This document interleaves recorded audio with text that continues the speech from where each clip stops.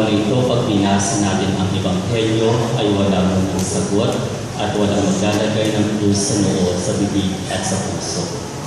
Sumainyo ang Panginoon At sumaiyo ang pagpapakasakit ng ating Panginoon sa Kristo ayon kay San Mateo. Noong panahong iyon, iniharap si Jesus kay Gobernador Poncio Pilato na nagtanong. Ikaw ba ang hari ng mga Hudyo? Sumagot si Jesus. Kayo na ang nagsasabi. Ngunit nang paratangan siya ng mga punong saserdote at ng matatanda ng bayan, hindi na siya sumagot. Kaya sinabi sa kanya ni Pilato, Hindi mo ba naririnig ang mga ipinararatang nila sa iyo? ngunit hindi sumagot si Jesus kaputok man, kaya nagtaka ang gobernador.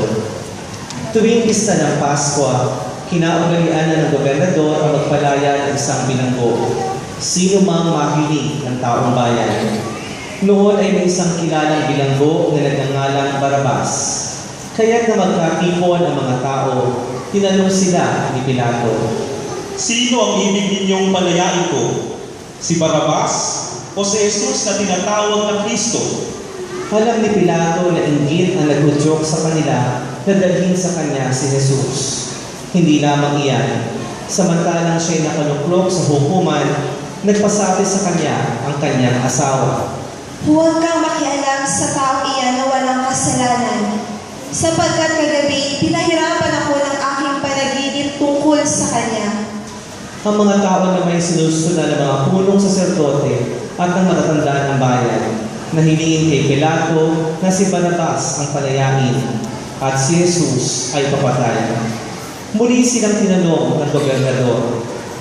Sino sa dalawa ang ibig ninyong palayain ko? Sagot nila. Sinabi sa kanila ni Pilato, Kung gayon, ano ang gagawin ko kay Jesus na tinatawag na Kristo? sumagot ang lahat. Bakit?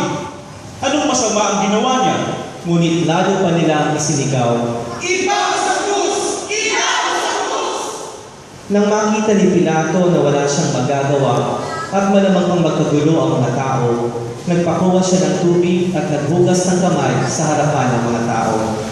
Wala akong pananagutan sa kamatayan ng taong ito.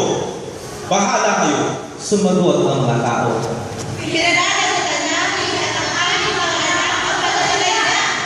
At pinalaya niya si Barabas.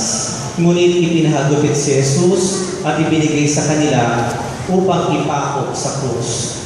Si Jesus ay dinala ng mga kawal ng gobernador sa Pretorio at nagkatipon ang buong batalyon sa paligid niya. Hinubaran nila siya at sinuotan isang balabal na pulang-pula. Naglikaw sila ng halamang matinik at ipinatong sa kanya. Saka pinagpaghawak ng isang tambo sa kanyang kanang kamay. At palibak siyang niluhod-luhuran at binati. Mabuhay ang hari ng mga Hudyo! Siya'y pinaguluhan. Kinuha nila ang tambo at siya'y pinaghahampas sa ulo. At matapos kutyain, kanilang inalisan siya ng balabal, sinuotan ng sariling damit, at inilabas upang ipako sa krus. Paglagpas nila sa lungsod, kanilang nakita ang isang lalaking nagngangalang Simon, isang taga-Sirene. Pilit nilang ipinapasa sa kanya ang krus ni Jesus. Pagdating sa lugar na tinatawag na Golgotha, na nangangahulog ang puok ng bumog, binigyan nila si Jesus ng alak na hinaluan ng akdo. Ngunit nang matikman niya ay hindi ininom. Nang maipako na siya sa krus, pinaghati-hatian nila ang kanyang mga damit matapos magsapalaran. At naupo sila upang siya'y bantayan. Nakasulat sa kanyang ulunan ang sakdal laban sa kanya. Ito'y si Jesus, ang hari ng mga Hudyo. Dalawang tulisan na kasabay na ipinako sa krus, isa sa kanan at isa sa kaliwa. Nilibak siya ng mga nagdaraan at tatango-tango pang sinabi, Di ba ikaw ang gigiba ng templo at muli magtatayo ito sa loob ng 3 araw?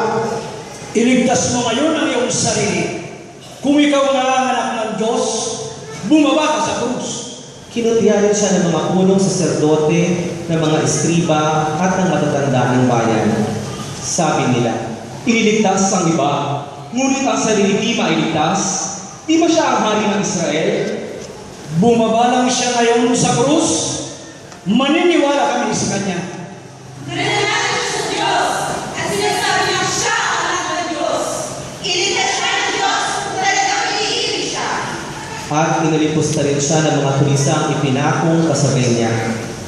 Mula sa tanghaling tapat hanggang sa ikatlo ng hapon ay nagdilim sa buong lupain.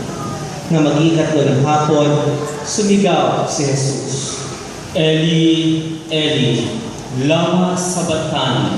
Ibig sabihin, Diyos ko, bakit mo ako pinabayaan? Narinig ito ng ilan sa mga nakatayo roon at sinabi nila, Tinatawag niya si Elias. agad tumakbo ang isa sa kanila at kumuha ng esponja. Tinigmak ng maasim na alak, inilagay sa dulo ng isang tambo at ipinasipsip kay Jesus. Ngunit sinabi naman ng iba, Hintayin mo na. Tingnan natin kung darating si Elias upang iligtas siya. muling sumigaw si Jesus at nalubutan ng hininga. Tayo po ay luluhod at sandaling hangganan.